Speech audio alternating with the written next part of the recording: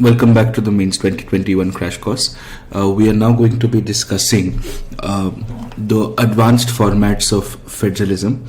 We're going to now be understanding from a very simple perspective how does federalism in its advanced nature exist in the Indian context.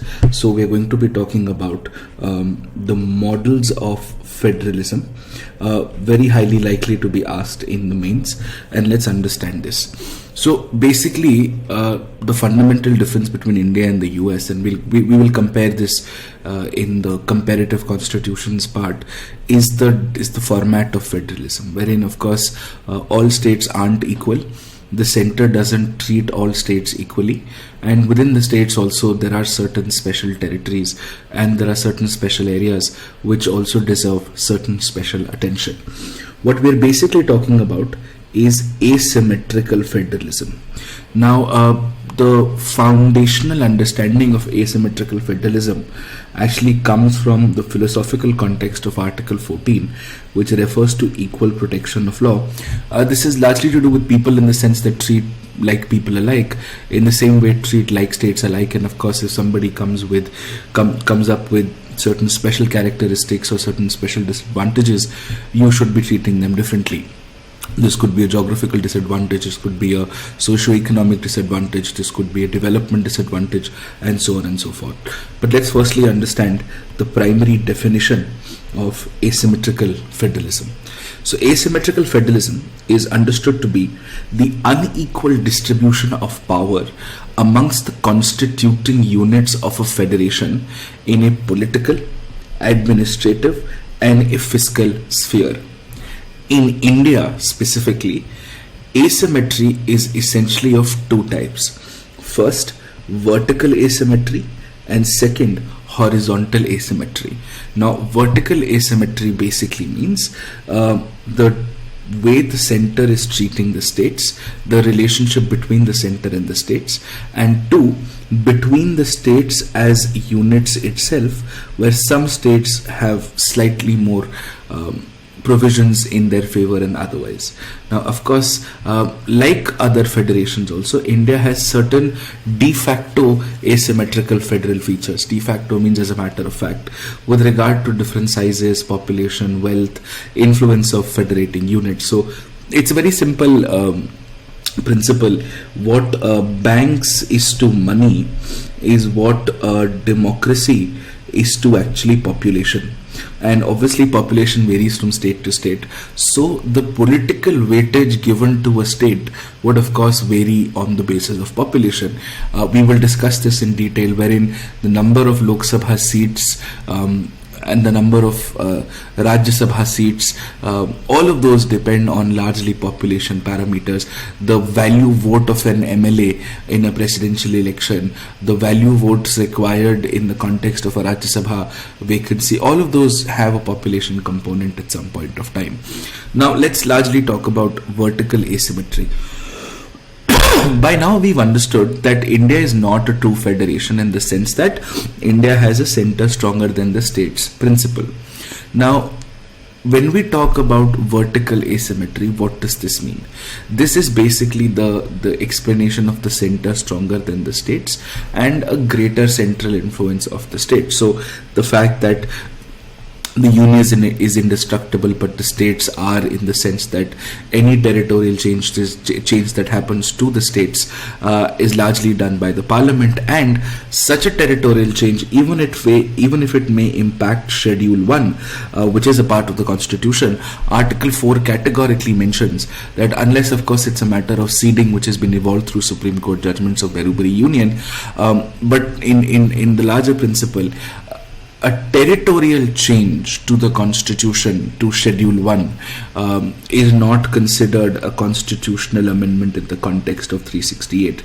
In fact, if you're also changing the number of Rajya Sabha seats based on the population, and that number is changing primarily because of a territorial change, and the territorial change is leading to a population change, which is leading to a change in electoral weightage, that's not considered a constitutional amendment under 368. The fact that the center can create union territories, the fact that emergency provisions exist wherein, if you understand emergency in its simplest form, it's a central power consolidation exercise. What largely happens in an emergency is that nothing happens to the central government per se, nothing happens to the central legislatures per se in an adverse manner. Specifically in the context of a presidential rule, there are limitations to state legislatures, and even in the case of a national emergency, the center effectively can make laws on something which is in the state list. The states can also make laws on something which is in the state list. So in the national emergency, what essentially effectively happens is that there is no such thing called a state list wherever the national emergency is actually in place. In the same way, when we look at constitutional amendments, states don't really have an equal say, in the sense that certain constitutional amendments, for example, if you're amending fundamental rights are amended through a more than 2/3 majority of present and voting in such a way that that is more than half of the total strength of the House. And this is only applicable to the central legislatures. The states have absolutely no role to play. And even in the cases where the states actually do have a role to play, wherein after the central legislatures have passed the constitutional amendment, it is then sent to all legislatures, and half of the legislatures have to pass the same amendment, but through a simple majority. A simple majority is simpler to pass, whereas where a special majority, of course, is more difficult to pass, require a larger number sort of to begin with. And not only this, but the center from a larger point of view also involves or also has a what you would call, also has an overall legislative, administrative and fiscal precedence that we've discussed in the Center Stronger Than States lecture in the previous video that you would have watched, and then come to this video. If you haven't, you should watch that to get more insights into this. So this is what is called vertical asymmetry. We then look at horizontal asymmetry. Horizontal asymmetry must also be understood from a state's point of view and from a union territory's point of view. So the first thing that we must understand is that all states are not equal in India, and this is largely done to accommodate local, historical and geographical contexts, and there is a lot of history behind it. In fact, if you look at the historical context, the original recommendations of the Reorganization Commission, the commission which was headed by Faiz Ali, essentially divided India into Part A, B, C and D states, I think, and in a descending order of legislative prominence. This was largely one of the earliest sort of beginnings of horizontal asymmetry in independent India, and on the basis of this recommendation, of course, the government did not classify Indian states and union territories as A, B, C, D. We essentially just did states and union territories. We didn't even call them centrally administered regions or territories, exactly what they were. Now let's give two examples to this. The first is, of course, unequal representation in Rajya Sabha based on the population of the state. This is actually not true in the US. The equivalent of the Rajya Sabha in the US is called the Senate, and every state of the United States has an equal seat share at the Senate. In India, that's not the case. UP has one of the largest Rajya Sabha seats, and therefore UP becomes an important legislative ingredient in national politics, largely because of the population factor. Similarly, there are certain special provisions which are given to a lot of states under 370, which is now abrogated and essentially becomes very diluted in its application. Under 371, the governors are given certain additional powers and responsibilities which the governors have to use in their discretion. A few examples of Article 371 is, say for example, 371 talks about the governor of Maharashtra who can set up special development boards for the Vidarbha and the Marathwada regions of the state, which are socio-economically in a fairly dilapidated condition, and of course the rest of the state as well. While the governor of Gujarat also has a similar responsibility towards Saurashtra, Kutch and the rest of Gujarat, and these are largely discretions. Under 371A, and if you could recall, there was a question on this, that no law made by the Parliament in relation to the Naga customary law and procedure, including civil and criminal justice matters, ownership or transfer of land or resources, will apply to Nagaland unless the Legislative Assembly of Nagaland decides to do so. And therefore the Governor of Nagaland has a special responsibility regarding the law and order, and therefore often gets to assist in declaring certain areas as disturbed areas or difficult areas. And the Governor of Nagaland has done so, given the fact that there have been certain law and order issues in Nagaland over the last decade or so. Under Article 371B, there's also a specific provision for Assam, where a committee of legislatures from the tribal areas have formed to actually look forward to their interest. And it is actually this which has been also important in contemporary events, where we've also looked at demands that come from within the Assam for an autonomous area or an autonomous state within Assam. And later, of course, these tribal areas were then bifurcated, and then they became the state of Meghalaya.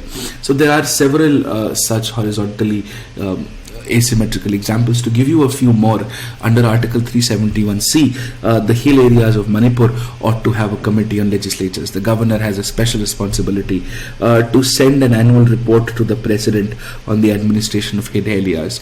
The center is then empowered to give the directions to the state on specific empowerment and development of these areas.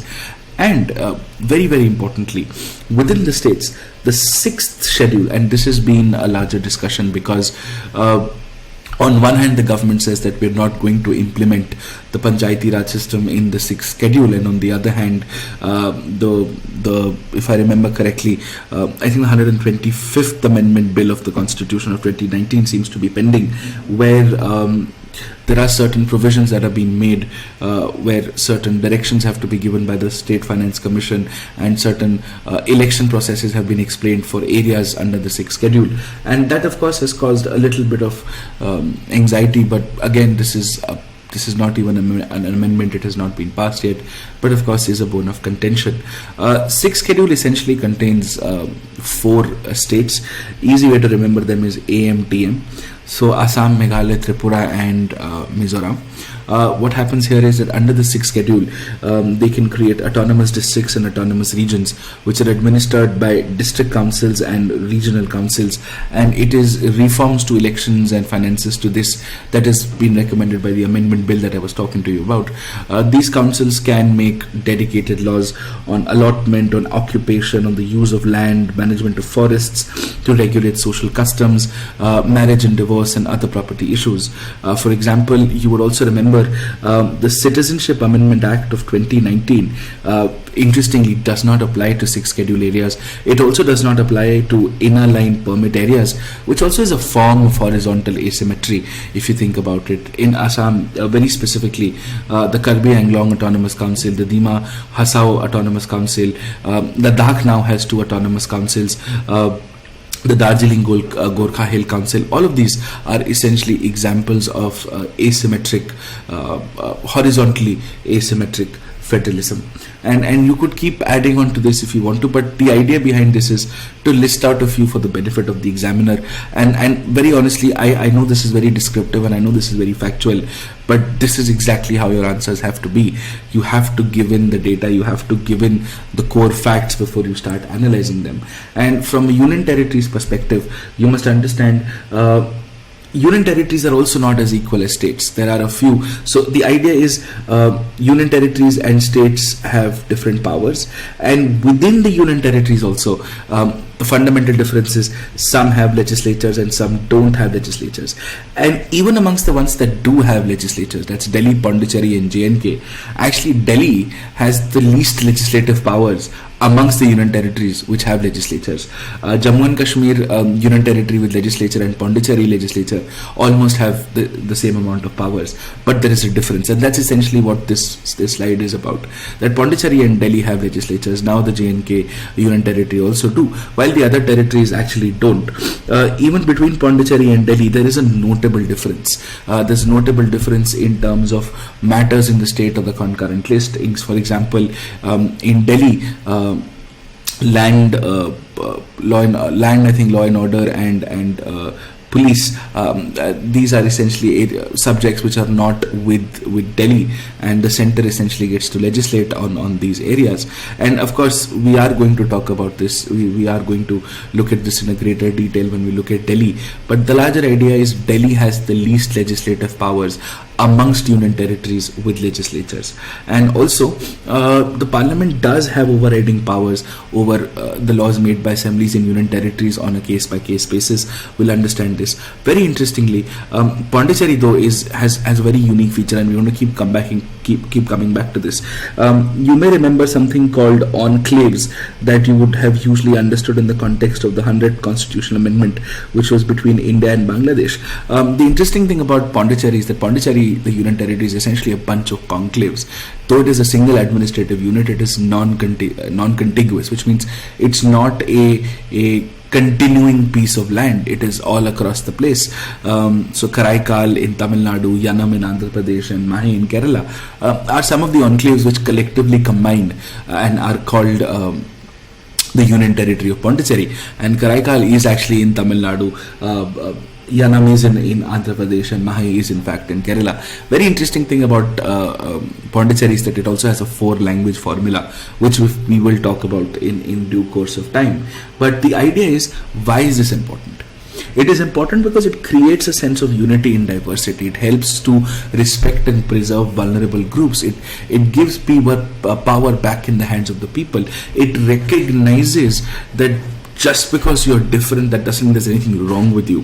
What it largely means here is that very specific identifications based on indigenous grounds, based on development grounds, based on proximity to geographical grounds, they have to be celebrated.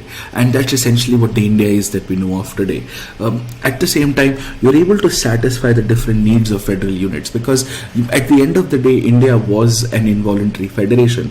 And because India was an involuntary federation, there will always be some form of hesitancy. There will always be some form of coercion or some form of force involved, and because we reorganized India not primarily just on the basis of language or culture. We've reorganized India on the basis of security, on the basis of finance, on the basis of administration. We've also reorganized India on the basis of religion, for that matter. For example, Punjab happens to be the only state fundamentally reorganized on the basis of the religion of Sikhism, on the basis of tribals. So Jharkhand is something which is an example of that.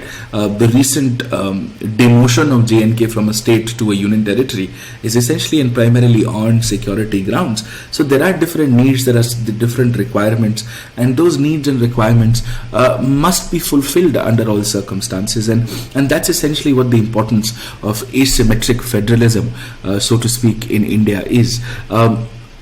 At the same time, at a very grassroots level, you're able to then protect fundamental rights, compensate for initial equalities, also integrate special provisions in fundamental rights, and have the possibility of those things. I mean, if you think about it, Articles 29 and 30, which talk about linguistic minorities, talk about cultural minorities, talks about by extension a form of religious minorities.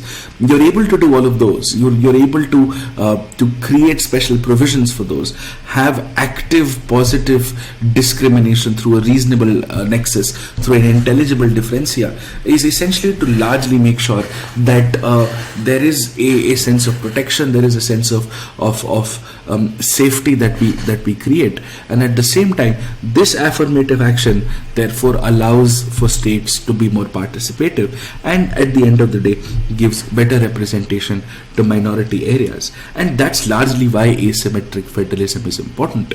And an extension of asymmetric federalism is of course the Delhi and the Puducherry and the J&K issue, where we look at it from a union territories point of view, and we want to come to that, and that's very important. Now we look at the forms and the models of federalism. We look at cooperative and competitive as the fundamental ones. Now, of course, we do talk about confrontational and collaborative and technological federalism, but primarily, what is it that we're talking about? We're talking about how are we interacting with each other, right? So the basic understanding is this is what federalism means. We've discussed this before. The federalism can be further divided into cooperative and competitive federalism as fundamental discussions. So cooperation or cooperative federalism, and please be rest assured this has nothing to do with cooperatives, which is to be covered separately. Cooperative federalism is where the center and the states are actually sharing a horizontal relationship, wherein, say, in Schedule 7, the powers have been clearly identified. The Niti Aayog does take into account state participation. In fact, the fundamental difference between the Niti Aayog and the Planning Commission is that the Niti Aayog looks at a bottom-up approach. There are platforms, there are deliberative mechanisms that the Niti Aayog has designed, wherein the states are more inclusively involved in discussing it. And of course, the Niti Aayog does, ensue competitive federalism through their indices and their rankings, and we're going to come to that.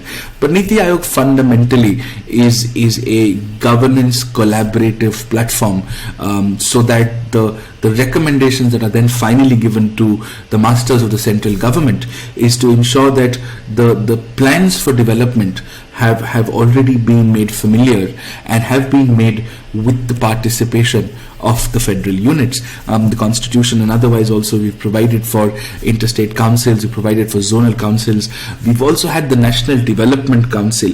Unfortunately, most of them don't really work to their optimum capacities, and they've largely become very dormant.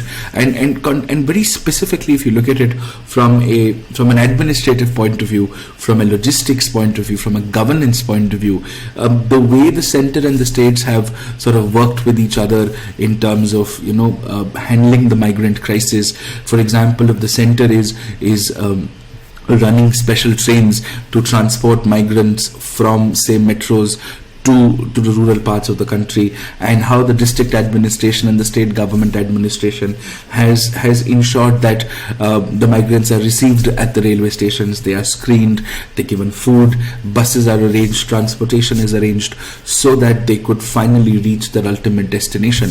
This, of course, has caused reverse migration problems, but it was more important for people to be alive than to participate in the hustle and the bustle of the urban part, which they don't even get to enjoy in the first place. So that's essentially what cooperative federalism is. We'll of course look at it in detail and understand the technicalities of it. And as far as competitive federalism or competition based federalism is concerned, it's essentially two things. First, the center is of course stronger than the states, and the center and the states share a vertical relationship, whereas the states also sort of compete with each other. And one of the fundamental sort of milestones of this has been the post-1991 LPG reforms. And I don't see a lot of people talk about this, but if you think about it, and I'll explain to you in the subsequent slides how liberalization, privatization and globalization actually played a very, very key role, an extremely important role in sort of shaping, in sort of cementing the rules of competitive federalism. Not only that, but now you see rankings on ease of doing business, logistics, the clean, the Swachh Bharat Sarvekshan, which has been in the news for quite a few years now, is again back in the news very recently, last week. You also seen the cleanliness index, we've seen ease of living index. All of those things are now happening, and which I think is an extremely important attribute of it all. And ultimately, when we do talk about confrontation happens when there is the center being stronger than the states. So if you think about it, the way interstate water disputes run, the way taxes are being shared, very recently the way presidential rule often gets to be used, the way CBI jurisdiction becomes a larger issue. Very recently we're now looking at the jurisdiction issue of the border security forces. You don't need to write the technical details about it, but just the name dropping of it all is good enough to explain confrontational federalism. Very recently the GST Act, of course, then of course the farm bills which were passed, the Jan Arogya Yojana, which is essentially a part of the Ayushman Bharat, which was rejected by a lot of states primarily because health is a state subject, and they said, states like Orissa said, we've got our own thing going, we've got a larger framework to deal with it. And I think very recently Niti Aayog has also recommended the same, that you need to enlarge the beneficiary count to the Jan Arogya Yojana, and that's something that we must look at, and that's something we must try and implement at all given points of time. It becomes extremely important in that context. So broadly, this is what it is. In the technical details of it, let's understand this. So what exactly is cooperative federalism? It's essentially where the relationship between the center and the state is based on cooperation, so that they can collectively use their energy and resources to promote and maximize public welfare. Now, governments here share a horizontal relationship than a hierarchical one, and policies are done or are executed through deliberation, through agreement, and of course through mutual compromise. This helps you with greater participation. So for example, Schedule 7, which essentially gives you a list of things very clearly defined on which the center, the states, and the center and the states can both make laws. Interstate councils under 263, zonal councils which have been set up under the State Reorganization Act, and as forums of this, as forums of interstate cooperation, the National Development Council, the Interstate Water Disputes Act, and there is a pending amendment that I've given you a handout of this, which is also in the description box below. The 73rd and the 74th Amendment, beautifully, they have been structured in such a way, they have been conceptualized in such a way that you are not breaching the legislative competence of the states. After all, local self-government is in the state list. So when you create the 73rd and the 74th Amendment, no doubt you do create a structure. You say that there's going to be an election every 5 years, there are going to be 3 tiers in the rural setup, 2 tiers in the urban setup. There's going to be a state election commission, there's going to be a state finance commission, there should be at least a 1/3 reservation for women, there should be reservation based on population for SCs, STs. The states are free to give reservation otherwise on other backward classes. Minimum age to contest an election is about 21. Gram Sabhas are essentially your functioning tools of direct democracy. And then you create India's only 2 optional schedules. These are the 11th and the 12th schedules. They are not compulsory. They are not binding on the states. Say, for example, the 11th schedule contains about 29 subjects. Not a single state has devolved all of those 29 subjects, and this is incentivized. If a state does that, the state could possibly get more funds, could possibly get more grants from the government through several welfare schemes. But at no point of time can the center force the states to devolve all the subjects in the 11th schedule, which is largely for the rural local self-government. So this is essentially what cooperative federalism is and should be about. Then, of course, very recently there have been a lot of very current measures. For example, the very fact that you shut down the Planning Commission and set up the Niti Aayog, which is essentially more participative in nature. GST and the establishment of the GST Council. I mean, if you think about it, the finance minister and the finance ministers of all the states are collectively a part of the GST Council, and fundamentally, your GST rates can only be decided if the GST Council agrees. Of course, internal voting mechanisms may differ, but the GST Council has to agree for any changes to GST rates or any major changes to GST policy as a whole. If you look at it from the Finance Commission point of view, we've massively increased the divisible pool for states. Of course, the 15th Finance Commission says it should be 42%, but we're going to keep it at 41% because we need 1% to spend because of the restructuring of J&K. Niti Aayog has also set up a forum for the Northeast, which has been essentially constituted for very tangible sectoral purposes, and this is also in coordination with a ministry which has been set up for the development of the Northeastern region. We've also got the Northeastern Council. So several measures have been taken, and at the same time there are certain specific challenges, and in the mains exam you will not get the time to write a lot of detail on these challenges. The fundamental challenge, of course, is the trust deficit between the center and the states. The second challenge is that you have different national parties and regional parties, and India is the land of coalition parties. So at the end of the day, there is going to be a fundamental problem of a political camaraderie, or there could be a problem of consensus building. And at the same time, India is ridden with a lot of law and order problems. I mean, if you think about it, and if you just map law and order problems in India, India has one of the longest civil wars in the history of the world. Naxalism is, at the end of the day, a form of a civil war. It may not be as aggressive, it is, and this is largely due to a developmental deficit and the reasons may not be justified, or the reasons may be justified, but Naxalism has caused an unforgivable sort of a damage to life and property of the people and the country as such. I mean, if you think about it geographically, at least 1/3 of the geographical area of this country, 1/3 of the geographical territory of this country is under some or the other law and order problem, and this will of course lead to cooperation issues. This will lead to coordination issues between the center and the states, and at the end of the day, when the center is stronger than the states, it's not an equal relationship. You can't walk into a room as the boss and say I am going to be friends with my juniors. That's not going to happen. You are the boss. You will have certain superior powers. So it's not that it's a level playing field. And of course, the larger discussions on the center stronger than the states. So you could actually use the points of center stronger than the states with respect to taxes, with respect to legislations, etc., and also use them as challenges to cooperative federalism. So what I'm trying to say is the examples of center stronger than the states where we refer to a unitary bias can be duplicated as challenges to cooperative federalism, can be duplicated as challenges to cooperative federalism.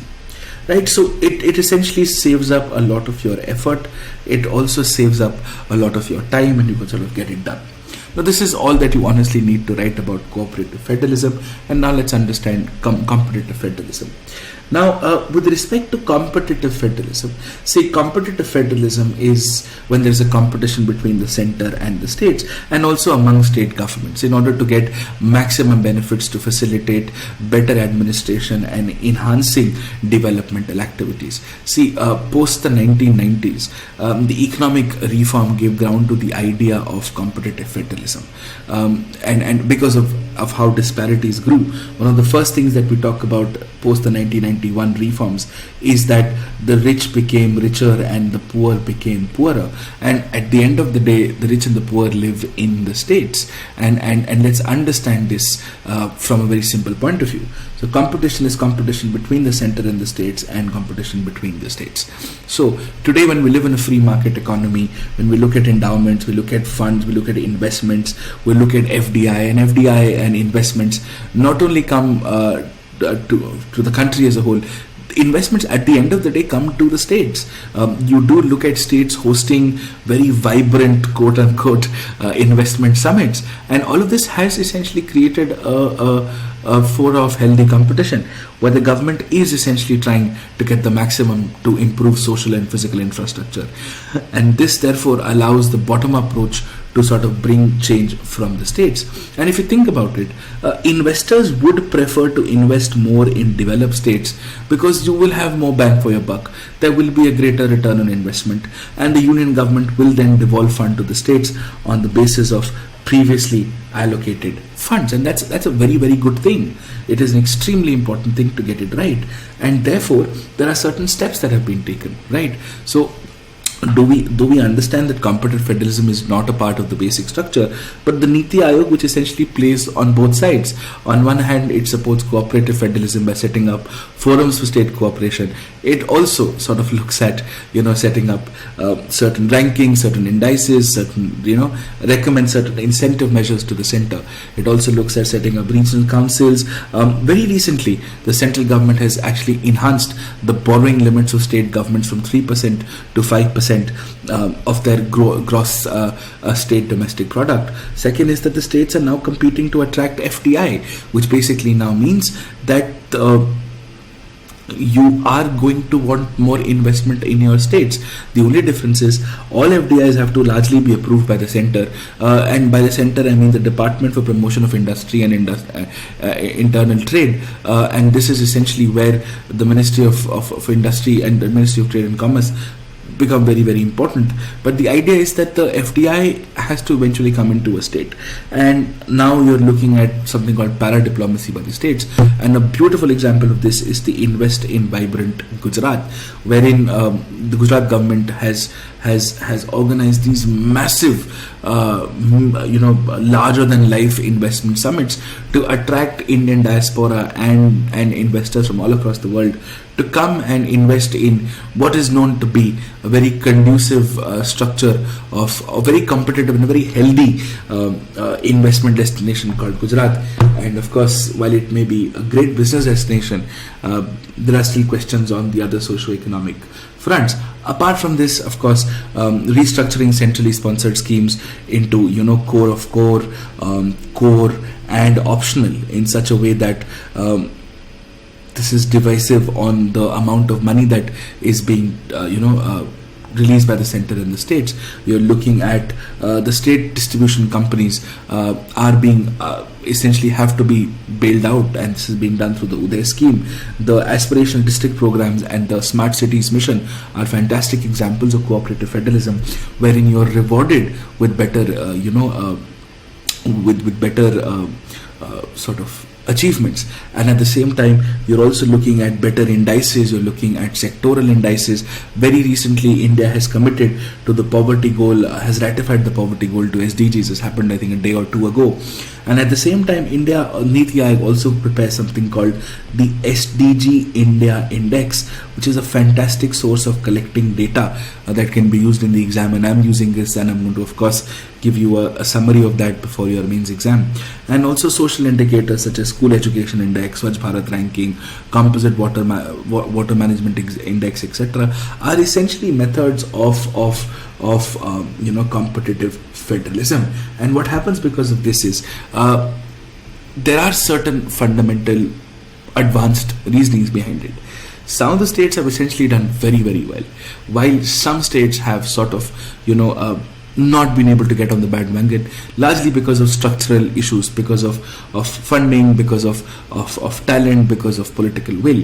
But the states also internally have made a lot of changes. So competitive federalism, when we look at it from the state versus state perspective, Gujarat has started amending its laws, Maharashtra has started making changes, Andhra Pradesh has also started giving longer land lease, Gujarat and Karnataka have reformed labor laws, Uttar Pradesh has essentially come up with a startup policy wherein your taxes, your land purchases for office and electricity dues are all waived off for 5 years if you decide to have a startup in Uttar Pradesh. And by Uttar Pradesh does not necessarily mean Noida, but also a lot of other parts of it. And while this is a great idea because competition does create a sense of equality, and if you think about it, the larger arguments for competitive federalism are quite similar to the larger arguments on why capitalism is a great idea, because at the end of the day both are to promote innovation, both are to promote better quality, and both are essentially to give you an advancement of status quo. Of course, in terms of welfare and all of those things, they are different, but the fundamental advantages of capitalism and competitive federalism largely remain the same. But this also comes with its own sets of challenges if you think of it. Largely because though the center has started giving more money to states, but the center has also started giving lesser money to social sector schemes. And of course your MG Narega and all of those are exceptions, but largely the amount of money that the center is spending on social sector schemes has sort of come down, and this is largely why the states still have to fund it, and which is why the developed and the underdeveloped states, the gap between the two has started to increase. And third, while competitive federalism is a great idea, but the only issue is only the richer and the more well-endowed states are participating well. They are the ones who are actually, they are the ones who are actually, really milking the cow, so to speak. But a lot of other states, a lot of the states which quote unquote are often called as Bemaru states, are not really doing what they could, right? And at the same time, the intra-state competition is too early. You don't know whether it is going to be sustainable or not, because at the end of the day, attracting investment and seeing that the investment comes in for a sustainable basis and the investor has a return on that investment, the companies are making money out of it, then it's of course a great thing. Then of course and that is something time will only tell, and there is absolutely no other way that you and I could sort of know with absolute certainty here, and also because the socio-economic parameters of the states of India are so different, there is always going to be a larger problem of what works and what doesn't work and what should work, right? There are certain states like West Bengal, Bihar and Orissa, and a lot of this essentially comes from a political differentiation where they've looked at some special provisions, or there have always been certain conflicts with the center, whether it is with CBI or whether it's with elections or something or the other, but there's always been some of the other conflict with respect to the center. And while the states are given a lot of financial independence, you must also understand that they may not be able to perform uniformly.